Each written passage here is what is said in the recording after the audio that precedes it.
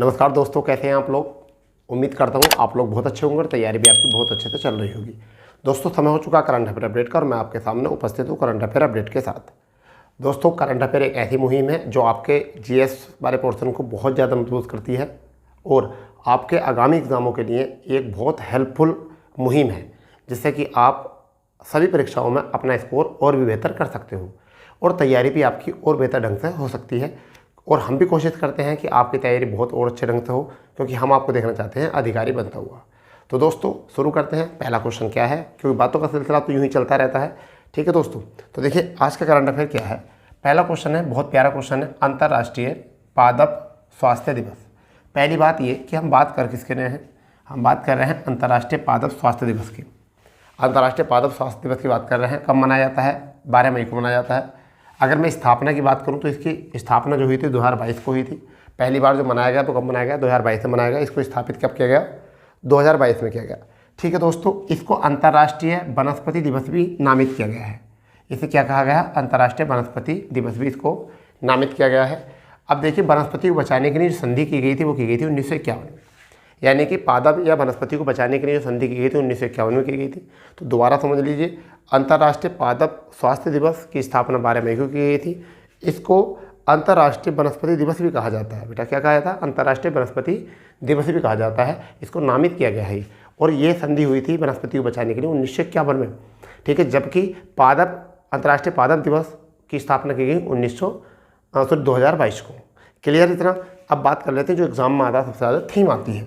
तो थीम जो आती है, plant health for environment protection, यानी कि याद रख लोगे, हो जाएगा नहीं, plant health for environment protection. ये हमारा जो है यहाँ से इसका थीम बन गया। ठीक है भी दोस्तों, तो क्या हुआ? संधि जो हुई है 1951 में हुई है। ठीक है, स्थापना जो की गई है वो 2022 में की गई। दोस्तों, जितने भी यूपी प्लस की वीडियो की तैयारी और उत्तर प्रदेश पुलिस की तैयारी कर रहे हैं, हम लगातार जो है रात्रि 8 बजे जो है लगातार जो है हिंदी की आपकी क्लास ले रहे हैं। हिंदी क्लास जो है यानी कि प्रैक्टिस सेट रिवाइज करा रहे हैं आपको। 50 क्वेश्चन का प्रैक्टिस सेट है। आप जाइए और वहाँ पर उनको देखिए, प्ले लिस्ट बना देंगे उसकी हम। फिर एक अभी जो है आपको कल जो है मैराथन मिलने वाली है, भूगोल की मैराथन, जिसमें हम सारे ही फैक्चुअल क्वेश्चन जो हैं आपके एक ही क्लास में पूरा कवर करेंगे, जिससे कि आपका एग्ज़ाम और पूरा आपका भूगोल वहाँ से कवर करने की कोशिश करेंगे हम। ठीक है दोस्तों, तो चलिए आगे क्वेश्चन क्या है हमारा, देखिए समझिए। आगे क्वेश्चन है, सुप्रीम कोर्ट ने भूमि और पुलिस और कानून व्यवस्था सेवाओं को छोड़कर, यानी कौन कौन सी सेवा? कानून व्यवस्था को छोड़कर, पुलिस को छोड़कर और भूमि से जुड़ी, यानी कि सुप्रीम कोर्ट ने भूमि, पुलिस, कानून व्यवस्था सेवाओं को छोड़कर भारतीय प्रशासनिक सेवा सहित राष्ट्रीय राजधानी क्षेत्र में सभी सेवाओं को क्या है, नियंत्रण दिल्ली सरकार को दे दिया। यानी कि पहले जो था दिल्ली सरकार को नियंत्रण नहीं था इस चीज़ का, यानी कि आईएएस अधिकारी जितने भी होते थे दिल्ली में, उन पर नियंत्रण जो था वो दिल्ली सरकार का नहीं था, क्योंकि ये यूटी है। तो यूटी में जो था ये दिल्ली सरकार के नियंत्रण में नहीं आता था। ठीक है, यूटी जो होते हैं पिछड़े होते हैं और दिल्ली जो था वो क्षेत्रफल की दृष्टि से पिछड़ा हुआ। ठीक है, इस वजह से जो था दिल्ली सरकार के हाथ में यहाँ पर प्रशासनिक सेवाओं की नियुक्ति करना, प्रशासनिक सेवाओं को मतलब कारभार देना, ऐसी कोई जिम्मेदारी नहीं थी। तो इन्होंने किन किन को छोड़कर कहा है? आज भी भूमि से जुड़ी हुई, पुलिस से जुड़ी हुई और कानून व्यवस्था से जुड़ी हुई सभी सेवाओं को छोड़कर। कौन कौन सी सेवाएं? आईएएस की सेवा सहित राष्ट्रीय राजधानी में सभी सेवाएं। इन 3 सेवाओं को छोड़कर जितनी भी सेवाएं बचती हैं, समझ गए नहीं, उन सब पर जो है नियंत्रण किसका आ गया है? दिल्ली सरकार का आ चुका है। नियंत्रण किसका आ चुका है? दिल्ली सरकार का आ चुका है बेटा। अगर हम बात करें फैसला किसने लिया है, तो हमारे चीफ जस्टिस जो हैं DY चंद्रचूड़, यानी कि DY चंद्रचूड़ ने ये फैसला लिया है। और किसके साथ लिया है? RM शाह के, PM नरसिम्हा और कृष्ण मुरारी, ठीक है, और हेमा कोहली, इनकी संवैधानिक पीठ बैठी और इन लोगों ने क्या कहा कि ये सारी जिम्मेदारी जो है, सारी नियंत्रण किसको दे दिया? दिल्ली को। ठीक है, इसमें सुप्रीम कोर्ट के प्रधान मुख्य न्यायाधीश कौन? वो हैं आपके DY चंद्रचूड़ और न्यायमूर्ति MR शाह, न्यायमूर्ति PM नरसिम्हा, न्यायमूर्ति कृष्ण मुरारी, न्यायमूर्ति हेमा कोहली की संवैधानिक पीठ ने यह फैसला लिया है। ठीक है, और आपको मैं यहाँ से बात बता दूँ, नगर निगम जो है 3 है। नगर निगम कितने हैं? 3 हैं। अगर मैं NCR की बात करूं, NCR की, तो कितने हैं? 1985 में NCR जो बना था वो 24 जिलों को लेकर एक साथ बना था। ठीक है, नेशनल कैपिटल रेंज। अब आप यहाँ इस क्वेश्चन को जरा जोड़िए, यानी कि ये 24 जो जिले हैं इनमें यूपी का जिला कितने हैं? तो मैं आपको पहले बता देता हूँ इनकी ही बात, उसके बाद में हम आगे बढ़ते हैं। ठीक है, पहला समझिए NCR को, यानी कि किसे समझना है? NCR। ठीक है भैया। एनसीआर सबसे पहली बात है, एनसीआर की स्थापना कब की थी? तो 1985 को की गई थी। एनसीआर की कितने ज़िले लेकर? 24 जिलों को लेकर, 24 जिलों को लेकर जो है की गई थी स्थापना। जिसमें राजस्थान की बात करें तो राजस्थान के जो हैं वो 2 ज़िले हैं, ठीक है भाई, भरतपुर और अलवर, ठीक है। अगर हम बात करें हरियाणा की तो हरियाणा के जो कितने ज़िले हैं इसमें, वो हैं 14 ज़िले। कितने ज़िले हैं? 14। अगर हम बात करें उत्तर प्रदेश के तो ये कितने हैं? 8। तो आपकी नज़र से 2 मोस्ट हो सकते हैं, हरियाणा के तो 14 पूछेगा नहीं, तो यहाँ पर जो पूछेगा वो क्या है? भरतपुर और अलवर, ठीक है। भरतपुर और अलवर दोनों हो चुके हैं। 8 की अगर हम बात करें यूपी के तो पहला जो है बागपत हो गया। दूसरा बुलंदशहर। तीसरा मुजफ्फरनगर।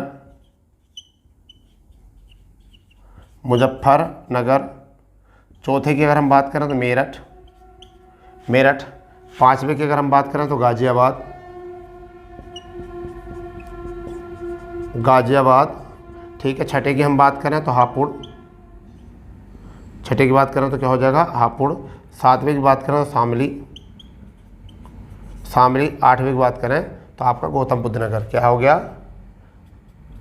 गौतम बुद्ध नगर। तो ये जो हमारे हैं 8, ये जो हमारे 8 हैं किसके अंतर्गत आते हैं? ये एनसीआर के अंतर्गत आते हैं, ठीक है भैया। दिल्ली में एनसीआर के अंतर्गत आते हैं। 1985 24 जिलों को लेकर बनाया था। राजस्थान के 2 जिले हैं, 14 हरियाणा के और 8 जो हैं यूपी के। तो यहाँ से आपको याद रख लेना, ये कई बार क्वेश्चन यहाँ से आ जाता है, ठीक है भाई। कहीं से कई बार यहाँ से क्वेश्चन आ जाता है। इसके साथ साथ जो है स्मार्ट सिटी भी याद रख लो आप। इसके साथ साथ जो है आप कौन से रखो? Smart city. पहले इसको नोट कर लीजिए, आप इसको नोट कर लीजिए। स्मार्ट सिटी हम बताए थे, यानी कि यूपी में जो 100 शहर है स्मार्ट सिटी के, भारत में जो 100 शहर हैं स्मार्ट सिटी के, उनमें से यूपी के जो हैं वो कितने हैं? तो यूपी के स्मार्ट शहरों की अगर हम बात करें तो पहली बात है मुरादाबाद, ठीक है भैया। दूसरे नंबर पर हम जाएंगे रामपुर, ठीक है भैया। तीसरे नंबर पर जाएंगे बरेली। कहाँ पर जाएंगे? बरेली में। चौथे नंबर पर जाएंगे हम आपका लखनऊ। कहाँ जाएंगे? लखनऊ, ठीक है भाई। अगर हम बात करें फिर कहाँ जाएंगे? 5वें नंबर पर इलाहाबाद, ठीक है, या प्रयागराज। 6ठे नंबर पर जो जाएंगे हम जाएंगे कानपुर। कहाँ जाएंगे? कानपुर। 7वें नंबर की अगर हम बात करें तो हम कहाँ जाएंगे भैया? आपका वाराणसी भी जाएंगे। कहाँ जाएंगे? वाराणसी, ठीक है, वाराणसी। 8वें पर जो जाएंगे हम कहाँ जाएंगे? झांसी। कहाँ जाएंगे? 8वें पर जाएंगे झांसी, ठीक है भाई। 9वें नंबर पर जो जाएंगे हम अलीगढ़ जाएंगे, ठीक है। 10वें नंबर पर जो जाएंगे वो कहाँ जाएंगे? आगरा जाएंगे। 11वें नंबर पर जाएंगे सहारनपुर जाएंगे। और 12वें पर जो जाएंगे वो गाजियाबाद, ठीक है भाई। तो ये जो हो गए हमारे जो हैं 12वें जो हैं 12 के 12 स्मार्ट शहर हैं, वो भी किसके? यूपी के, स्मार्ट सिटी योजना के अंतर्गत। तो हमें ये कुछ बातें जो हैं अपने पास याद होनी चाहिए, अपने पास बिल्कुल याद होनी चाहिए, ठीक है बेटा। तो यहाँ से हमने कवर कर देते हैं। चलिए आगे देखते हैं क्या है। देखिए नेक्स्ट क्वेश्चन है हमारा, इस चीज़ को देख लीजिए अच्छे तरीके से। टाइम मैगजीन, आपने नाम सुना होगा टाइम मैगजीन का, बहुत ज़्यादा प्रचलित होती है टाइम मैगजीन, साप्ताहिक पत्रिका होती है, ठीक है भाई। तो देखिए क्वेश्चन टाइम मैगजीन के कवर पेज पर, ठीक है। देखिए ये हर सप्ताह मतलब आती है पत्रिका। अब इसमें क्वेश्चन बना है, बहुत प्यारा क्वेश्चन। क्या है? टाइम मैगजीन के कवर पेज पर जो है दीपिका पादुकोण, किसका? भारतीय अभिनेत्री दीपिका पादुकोण को जो है देखा गया, यानी कि दीपिका पादुकोण की टाइम मैगजीन की पत्रिका के फ्रंट पेज पर जो है, कवर पेज पर दीपिका पादुकोण का चित्र है। ये भी बहुत इंपॉर्टेंट है, ये वाला एग्जाम में क्वेश्चन आ जाता है। जब भी किसी अभिनेत्री, किसी सेलिब्रिटीज़ का अगर कवर पेज पर फोटो आता है तो उससे क्वेश्चन आता है, ठीक है, कि किस पत्रिका में जो है इनका कवर फोटो दिया गया है, या टाइम मैगजीन पर जो है कवर फोटो किसका दिया गया है। इस तरीके से आपसे क्वेश्चन आ जाएगा। ऑप्शन यहाँ पर आलिया भट्ट भी दे सकता है, दीपिका पादुकोण दे सकता है, कैटरीना कैफ दे सकता है, करीना कपूर दे सकता है। इस तरीके से जो प्रचलन में है उनको दे सकता है, ठीक है भाई। तो आपको यहाँ से क्वेश्चन याद रखना है दीपिका पादुकोण। और दीपिका पादुकोण की अगर हम बात करें 2018 की बात है, और ये 2018 में दीपिका पादुकोण का नाम जो है 100 प्रभावशाली हस्तियों की सूची में आया था, यानी कि टाइम्स इंडिया की 100 प्रभावशाली हस्तियों के अंदर आया था। यह है क्या होता है, इसमें दार्शनिक, ऐतिहासिक, आर्थिक, साहित्यिक, राजनीतिक सारी घटनाएं इसमें होती हैं, इसमें। अभी टाइम्स पत्रिका कहाँ की है? यूएसए की है। साप्ताहिक समाचार प्रकाशन करता है, एक सप्ताह का प्रकाशन समाचार करता है। और पहली बार जो है ये 1923 में प्रकाशित हुई थी। पहली बार जो है 1923 में प्रकाशित हुई थी। ये दुनिया की सबसे प्रभावशाली और व्यापक रूप से पढ़ी जाने वाली पत्रिका है। यानी क्या है, दुनिया की सबसे प्रभावशाली और व्यापक रूप से पढ़ी जाने वाली पत्रिका। किसकी बात कर रहे हैं? टाइम मैगजीन की। हम टाइम मैगजीन की बात कर रहे हैं। 1923 याद रखो, ठीक है। सबसे प्रभावी है क्योंकि इसमें राजनीतिक, प्रशासनिक और आपकी आर्थिक सही प्रकार की घटनाक्रम होती हैं और देश विदेश की भी इसमें खबरें होती हैं। परंतु ये कैसी पत्रिका है? एक साप्ताहिक पत्रिका है। एग्जाम में ये भी पूछ सकता है कि टाइम्स पत्रिका है साप्ताहिक, पाक्षिक, मंथली या वार्षिक। तो ये कैसा है? साप्ताहिक है, ठीक है। 2018 में दीपिका पादुकोण 100 प्रभावशाली व्यक्तियों की या हस्तियों की सूची में ये आए थे, ठीक है।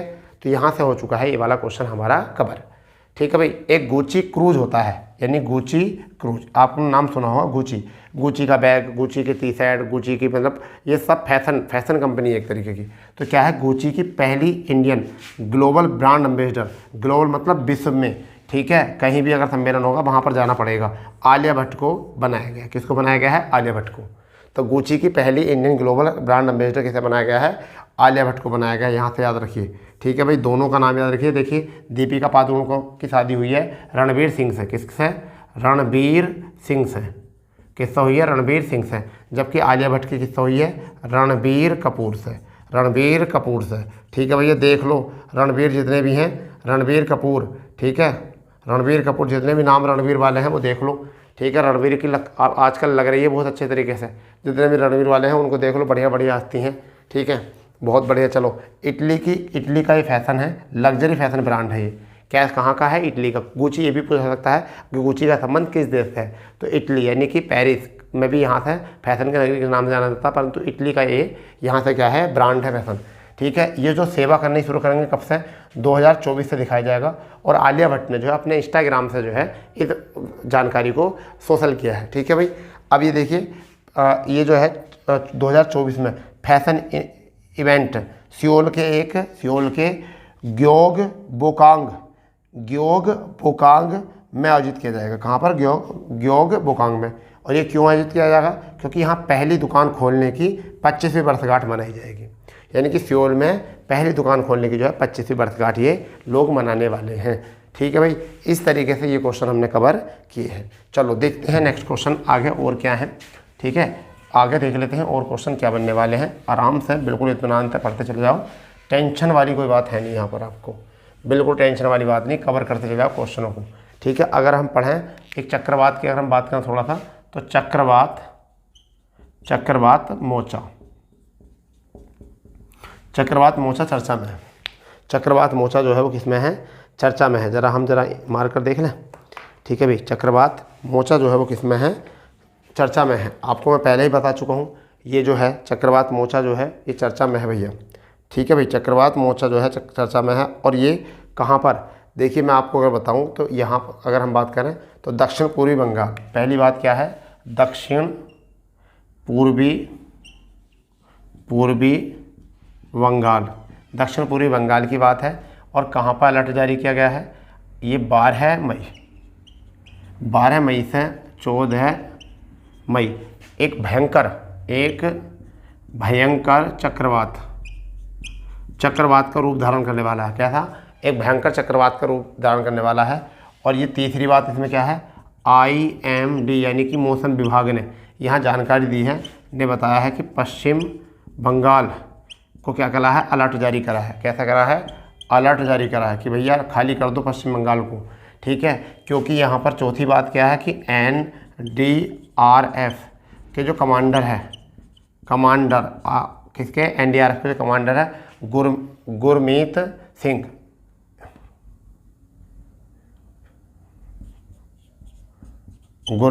सिंह ने बताया है कि हमने कितनी 8 टीमें तैनात की हैं। 8 टीमें तैनात की हैं यहाँ पर, 8 टीमें तैनात की हैं भैया। कितनी टीमें? 8 टीमें तैनात की हैं। अगर हम 5वीं बात यहाँ पर जानकारी रखें तो 10 मई 2023 को बंगाल की खाड़ी से उठा है, ठीक है। अगर हम छठी बात करें छठी तो 1 दशक पहले जो है ये बांग्लादेश में और म्यांमार में भयंकर रूप लिया है और कितने लोगों को, लगभग 100 लोगों को जो है इसने निस्तो नाबूद कर दिया, 100 लोगों को मार दिया। ठीक है भाई। अब मैं बताता हूँ चक्रवात, यानी कि चक्रवात की बात बताता हूँ। चक्रवात कब होता है? केंद्र में निम्न दाब, ठीक है भाई, निम्न दाब, और बाहर उच्च दाब। तो ये भी आपको याद रखना, एक बार रिवाइज कर लो। मोचा चक्रवात की अगर हम बात करें तो कहाँ पर है? दक्षिण पूर्वी बंगाल में है। 12 मई से 14 मई को भयंकर चक्रवात का रूप लेने वाला है। IMD जो मौसम विभाग है उसने पश्चिम बंगाल को अलर्ट जारी कर दिया कि खाली कर दो। NDRF के कमांडर ने जो 8 टीमें तैनात करने की बात कही है। ठीक है, 10 मई 2023 को जो है बंगाली खाड़ी से उठा था ये। ठीक है, 1 दशक पहले की बात करें तो बांग्लादेश म्यांमार में जो है 100 लोगों को इनने जान ली है, यानी कि वहाँ पर भयंकर रूप इनने धारण किया था। ठीक है, और ये चक्रवात कैसा बनता? केंद्र में निम्न दाब और बाहर जो होता है उच्च दाब होता है, तो उसे क्या रूप ले लेता है? ये चक्रवात का रूप ले लेता है। छाप लीजिए इस क्वेश्चन को भी, आप इस क्वेश्चन को भी छाप लीजिए बहुत अच्छी तरीके से। ठीक है भाई, चलिए छापो इसको। नेक्स्ट क्वेश्चन क्या बनने वाला है उसको भी देख लेते हैं। नेक्स्ट क्वेश्चन क्या है, 1-2 क्वेश्चन की और बात करते हैं, फिर हम और क्वेश्चन एनालिसिस करेंगे। ठीक है, बढ़िया क्वेश्चन है आज, बहुत प्यारा बढ़िया। देखिए अभी मैं आपको बताता हूँ, एक चर्चा चल रही थी कोविड-19 के टाइम पर, यानी कि कोविड-19 के समय एक बीमारी आई थी जिसे हम कहते हैं मंकी पॉक्स। क्या कहते हैं? Monkey pox. क्या कहते हैं? मंकी पॉक्स एक बीमारी आई थी। ठीक है भाई, अब कहते हैं क्या कि इसको, अगर मैं सबसे पहले बात करूं कि जुलाई 2022 में WHO ने इसे क्या करा था? इसे पब्लिक हेल्थ इमरजेंसी घोषित किया था। पब्लिक हेल्थ इमरजेंसी घोषित किया था। क्या करा था? इमरजेंसी घोषित किया था। क्या किया था? घोषित किया था। ठीक है, इमरजेंसी घोषित किया था। जबकि अगर हम बात करें WHO ने 11 मई 2023 को इसे क्या है? इसे ग्लोबल हेल्थ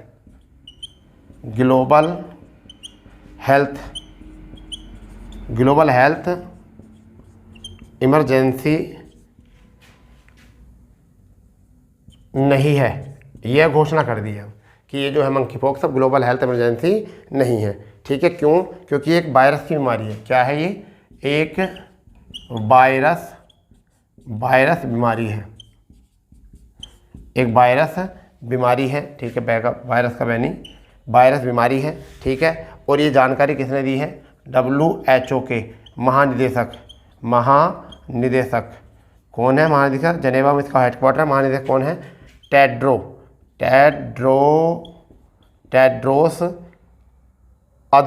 अदनोस। क्या है? अदनोस। ठीक है, पूरा नाम ये आगे लिख लेना। ठीक है, ये है। तो ये भी क्वेश्चन बहुत प्यारा क्वेश्चन है। कोविड-19 के समय जब कोविड-19 का संक्रमण चल रहा था तो मंकी पॉक्स को जो है एक बीमारी आई थी। जुलाई 2022 में WHO ने इसे पब्लिक हेल्थ इमरजेंसी घोषित कर दिया था। ठीक है, इसकी एक वर्ष में जो 87,000 मामले दर्ज हुए हैं। एक वर्ष में कितने? 87,000 मामले दर्ज हुए हैं इसके। बेटा इसको भी याद रखना। WHO ने 11 मई 2023 को जो है 11 मई 2023 को ग्लोबल हेल्थ इमरजेंसी नहीं है अभी, ऐसी घोषणा की है कि क्या नहीं है? नहीं है। और ये क्या है? एक वायरस बीमारी है। इसका जो जानकारी है टेड्रोस अदनोन ने दी है। ठीक है भाई, टेड्रोस अदनोन ने जानकारी दी है। इतनी बात आपको यहाँ समझ में आ गई होगी बहुत अच्छे से। ठीक है भाई, आ गई होगी इतनी अच्छी बात समझ में। ठीक है भैया, चलिए तो देखते हैं नेक्स्ट क्या है। दोस्तों नेक्स्ट देखते हैं क्या है। देखिए क्वेश्चन क्या है। अभी तक हमने जो क्वेश्चन किए हैं वह किए हैं अभी हमने 6 क्वेश्चन, और 6 के 6 क्वेश्चन में हमने जानकारी दी, स्मार्ट सिटी की भी जानकारी दे दी आपको और NCR की भी जानकारी दी। हमारे क्वेश्चन बाकी में 6 होते हैं, मतलब 9 होते हैं, 9 या 10 क्वेश्चन हमारे एनालिसिस होते हैं, परंतु उनकी संख्या जो होती है ना बहुत ज़्यादा होती है अगर हम स्टैटिक और करंट अफेयर को ऐड कर दें तो। ठीक है, स्टैटिक करंट अफेयर सबको अगर ऐड करें तो इनकी संख्या बहुत हो जाती है। ठीक है, क्योंकि ऐसा नहीं लगता कि 9 ही क्वेश्चन हमने एनालिसिस किए, ऐसा लगता है कि हमने 20 से 30 क्वेश्चन एनालिसिस किए हैं। ठीक है दोस्तों, यही हमारा काम है कि हम डेली 10 क्वेश्चन 9 क्वेश्चन ऐसे एनालिसिस करते हैं जो कि सीधे एग्जाम में मिलेंगे।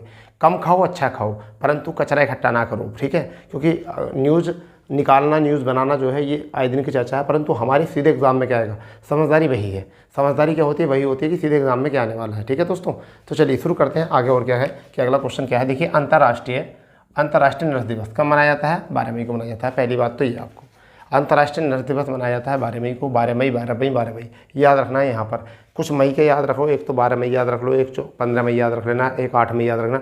1 मई को मजदूर दिवस मनाया जाता है, 8 मई को रेड क्रॉस दिवस मनाया जाता है, 12 मई को जो है आपका नर्स दिवस मनाया जाता है, 15 मई को परिवार दिवस मनाया जाता है, 17 मई को आतंकवादी विरोधी दिवस मनाया जाता है। ठीक है भैया। और आपका अगर 17 मई को, हाँ ठीक है हो गया आपका।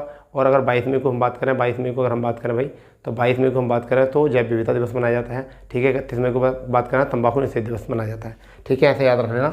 और थीम जो है इसकी वो क्या है, आवर नर्सेस आवर फ्यूचर, यानी कि हमारी नर्सें हमारा भविष्य, हमारी नर्सें हमारा भविष्य, ये इसका क्या हो गया है, ये थीम हो चुकी है। ठीक है। पहली बार जो है जनवरी 1974 में मनाने की बात हुई थी, पहला जनवरी में मनाया जाता था, परंतु आधुनिक नर्स दिवस की जो मतलब ऐसे के डेडिकेट किया गया है, वो समर्पित जो किया गया है, वो किसको समर्पित किया गया है, फ्लोरेंस नाइटिंगेल को। यानी कि आधुनिक नर्स दिवस जो है वो किससे संबंधित है, वो फ्लोरेंस नाइटिंगेल को है समर्पित। क्यों?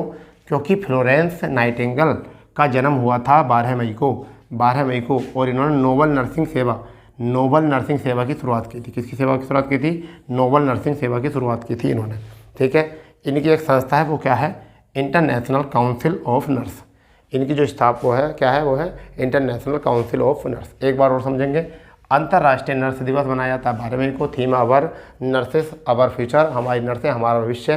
पहली बार जनवरी 1974 में यह दिवस जो है, अब जो आधुनिक दिवस मनाया जाता है वो 12 मई को मनाया जाता, पहले जनवरी में मनाया जाता था। और ये किससे समर्पित है, फ्लोरेंस नाइटिंगेल, क्योंकि इन्होंने 12 मई में इनका जन्म हुआ था, इन्होंने शुरू की थी नोबेल नर्सेस सेवा की शुरुआत की थी। ठीक है। इसकी संस्था है इंटरनेशनल काउंसिल ऑफ नर्स। तो ये क्वेश्चन हमारा हो चुका है यहाँ से, 7वां क्वेश्चन हमारा यहाँ से हो चुका है। 8वें क्वेश्चन की तरफ चलते हैं, क्या है।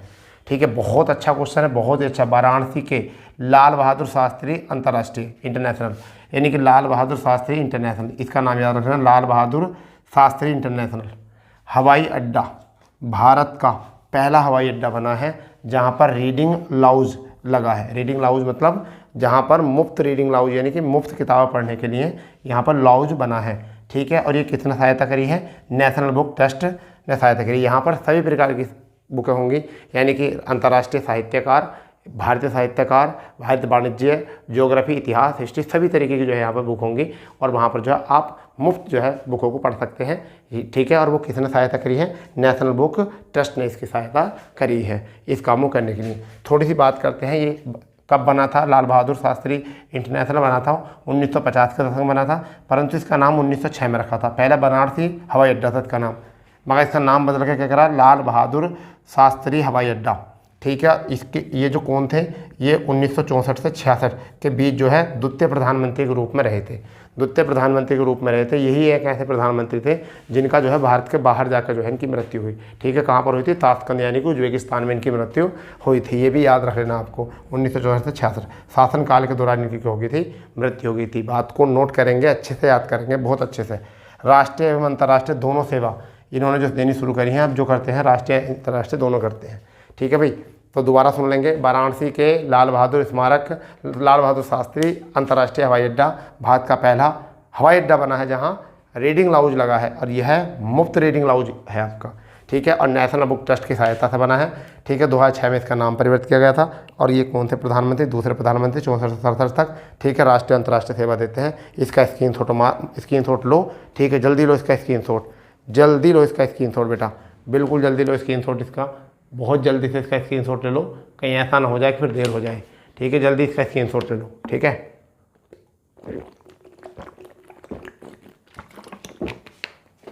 हो गया, बढ़िया, बताइए हो गया ना, चलिए बहुत बढ़िया। नेक्स्ट क्वेश्चन लेकर आते हैं। क्या है का नेक्स्ट क्वेश्चन, मैं इसलिए हट जाता हूँ आपके सामने से कि आपको कहीं स्क्रीनशॉट लेने में दिक्कत ना आए। ठीक है भाई। चलिए नेक्स्ट क्वेश्चन देखते हैं वो क्या है। बहुत प्यारा क्वेश्चन है नेक्स्ट क्वेश्चन जो है, क्योंकि ऐसा नहीं है मैंने अभी कचरा इकट्ठा किया, बहुत अच्छे अच्छे क्वेश्चनों को मैं आपके सामने डिस्कस करता हूँ। ठीक है। ऐसा नहीं कि कुछ भी बस छाप दो और नाम कर दो आप। ठीक है। देखिए क्या है, ये क्वेश्चन बहुत प्यारा चल भी रहा है आपका। पैन कार्ड को आधार कार्ड से जोड़ने की सीमा जो है वो 30 जून 2023 कर दी है। 30 जून 2023 कर दी है। मार्कर कहाँ है भाई? ये है भाई मार्क। 30 जून 2023 कर दी है। यदि अब इसके बाद में अगर मैं बात करूँ, ये किसने करा फैसला? PFRDA ने ये फैसला करा है इसने, PFRD ने। ठीक है, मैं इंक डालूँ, यही काम करेगा अच्छा मार्कर। तो PFRDA ने ये फैसला किया है, PFRDA ने। अब इसकी फुल फॉर्म तो लिखनी पड़ेगी। तुम कहोगे सर लिख दो, क्योंकि तुमको तो पता नहीं है इसकी फुल फॉर्म। ठीक है, ये क्वेश्चन बहुत बढ़िया बनने वाला है। ठीक है भाई, इसमें बहुत जानकारी मैं आपको देने वाला हूँ। तो क्या है इसका है पेंशन कोष नियामक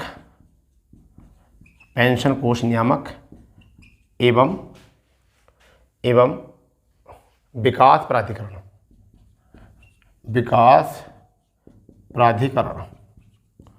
ने ये कहा है कि अगर कोई व्यक्ति 30 जून 2023 के बाद अगर लिंक कराता है तो उसको 1000 रुपये का जुर्माना 1000 का जुर्माना लगाना पड़ेगा। ठीक है, 1000 का जुर्माना लगेगा। और ये किसके अंतर्गत है? अगर हम बात करें तो आयकर अधिनियम 1961 के अधीन ये काम किया जाएगा। ठीक है भाई, अब ये बात करते हैं पैन कार्ड। अगर प्रत्येक व्यक्ति को पैन कार्ड जो प्रोवाइड किए गए थे वो 1 जुलाई 2017 को प्रोवाइड किए गए थे। ठीक है, अगर हम बात करें पैन कार्ड ही प्रोवाइड किए गए थे। इसमें कितने अंक होते हैं? 10 अंक होते हैं। कितने अंक होते हैं? 10 अंक होते हैं। ठीक है भैया, और कौन जारी करता है इसे? जारी कौन करता है? जारी करता है आयकर विभाग। कौन करता है? आयकर विभाग जारी करता है। ठीक है, यहाँ पे अगर बात करते हैं आधार कार्ड। ठीक है भाई, जारी कब किया गया था? अगर मैं बात करूँ स्थापना की, आरंभ की अगर हम बात करें तो 2009 में, यानी कि 28 जनवरी 2009 में प्रारंभ। ठीक है भाई, आरंभ जो था। और जारी जो किया गया था, कब से किया गया था? जारी 51 जिलों में अगर जारी की बात करें तो कब किया गया था? 1 जनवरी 2013 में। 1 जनवरी 2013 में किया गया था 51 जिलों में। ठीक है, परंतु 29 सितंबर 2010 में अगर हम बात करें तो 29 सितंबर 2010 में जो है महाराष्ट्र के तेवली महाराष्ट्र के एक व्यक्ति थे जिनका नाम है सदस्य रंजना सोनेवाल। कौन? रंजना सोनेवाल। ठीक है, इन्होंने पहला आधार कार्ड बनवाया था। ठीक है, आधार कार्ड के जनक हैं, अगर हम बात करें आधार कार्ड के जनक तो वह सुनील जायसवाल।